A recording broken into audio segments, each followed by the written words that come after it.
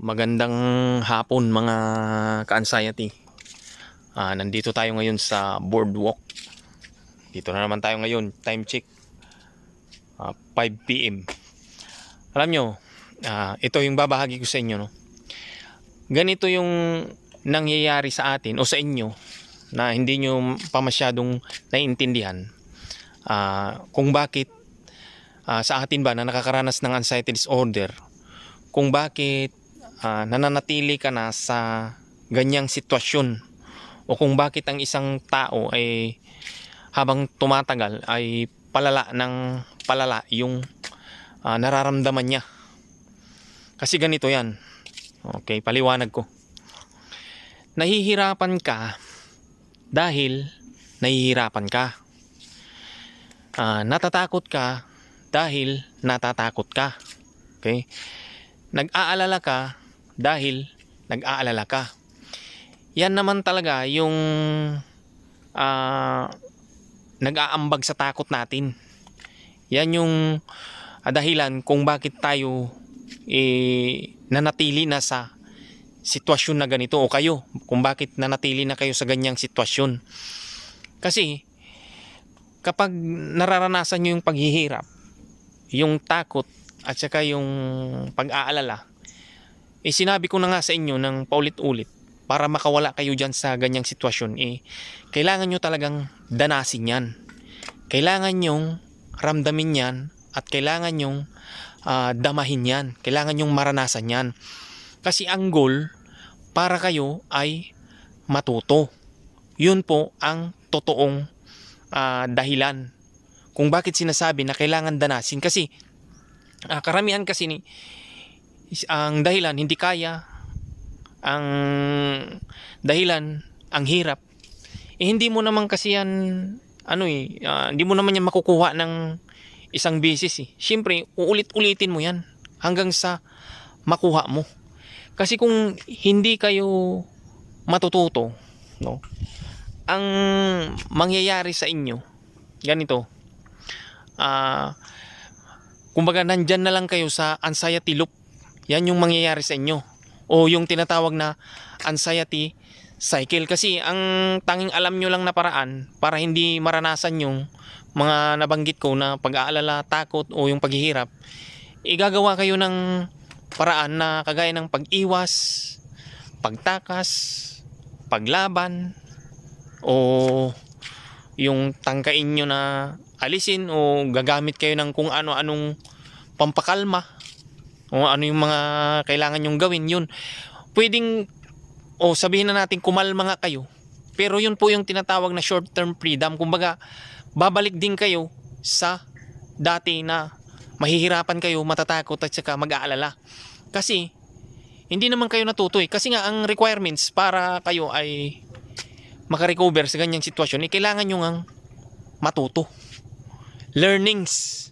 Kasi kung hindi kayo matututo, ito nga sabi ko na sa inyo, dyan na lang kayo sa anxiety loop, o mag-steady na kayo dyan, o sa anxiety cycle na tinatawag.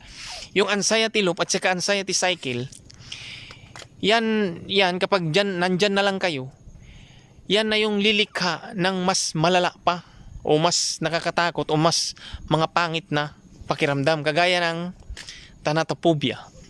Yung thanatophobia, ito yung fear of death, at saka yung natatakot ka na baka meron ka ng malalang sakit, o natatakot ka na baka ikaw ay nababaliw na, o intrusive thoughts, depersonalization at saka derealization. Yung dalawang yan yung pinaka pangit na sintomas ng anxiety disorder, at saka pinaka nakakatakot na sintomas. Kasi nabuo yan dahil nga sa anxiety loop at saka anxiety cycle. Kumbaga nandoon na lang kayo. Ngayon, kaya nandoon na lang kayo, kasi ang totoong dahilan talaga, hindi kayo natuto.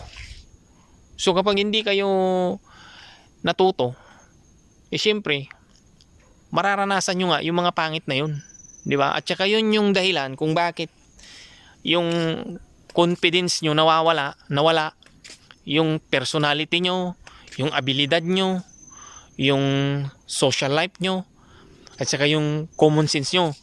Yun, nawala yun. Kasi nga, nasa anxiety loop na lang kayo at saka anxiety cycle na lang kayo. Ngayon, kung gusto nyo talagang makarecover o makalaya sa ganyang sitwasyon, kailangan nyong i-break yung anxiety cycle at saka yung anxiety loop.